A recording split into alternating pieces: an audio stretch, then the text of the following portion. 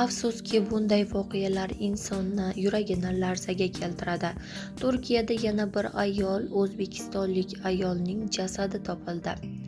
Avvalroq O'zbekistondan Turkiyaning Balıkesir shahriga borgan Dilafruz Choliyeva izsiz g'oyib bo'lgach, yaqinlari tomonidan qidiruvga berilgani aytilgandi. Turkiyaning Balıkesir viloyatida bo'sh maydondan topilgan jasad 21-yanvardan buyon qidiruvda bo'lgan 46 yoshli O'zbekiston fuqarosi Dilafruz Choliyevaga tegishli ekani aniqlandi. Bu haqda Haberturk nashri yozdi.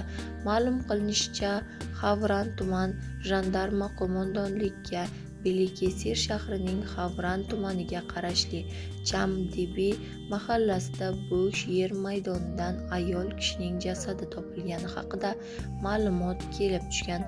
Hodisa joyidan olib borilgan tekshiruvlar natijasida jasad 21-yanvardan buyon Burxayni tumani emniyat boshqarmasi tomonidan bedarak yo'qolgan shaxs sifatida qidiruvda bo'lgan 46 yoshli O'zbekiston fuqarosi Dilafruz Choliyevaga tegishli ekani ma'lum bo'lgan.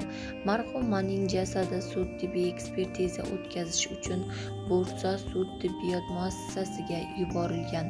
Mazkur holat yuzasidan Choliyevaning sevgilisi ekani aytilgan 44 yoshli ismlari qisqartirilgan I, shuningdek uning tanishlari ismlari qisqartirilgan B 40 yosh, B 40 yosh va M 22 yosh qo'lga olinganda.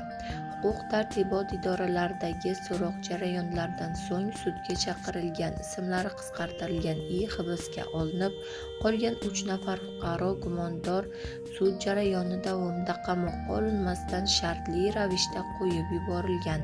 Taxminan bir oydan buyon onasidan darak ololmagan o'g'li Shohrux To'raqulov onasining qandli diabeti bilan og'riganini aytgan.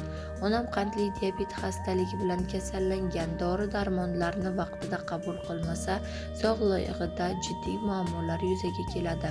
Uning hayotidan xavotirdaman. Iltimos, uni topishga yordam bering, degan edi Shohrux To'raqulov.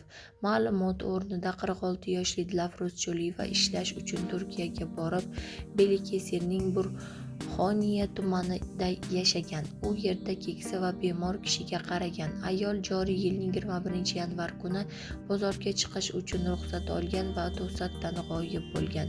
Choliyevadan xabar ololmagan yaqinlari uning bedarak yo'qolganligini haqida ariza bergan va voqea yuzasidan O'zbekiston elchixonasi hamda konsulligiga xabardor qilingan. 23-yanvar kuni ish beruvchilari ham Dilafruz Choliyevani qidirib politsiyaga xabar bergan. Eslatib o'tamiz, avvalroq Turkiyaning Istanbul shahri Shishli tumanida chiqindi yig'uvchi tomonidan axlat konteynerdan o'zbekistonlik Durdona Hakimovaning jasadi topilgandi. Keyinroq mazkur ish doirasida u o'ldirilgan. Umroniyadagi uyda yana bir o'zbekistonlik ayol Sayyora Ergashalieva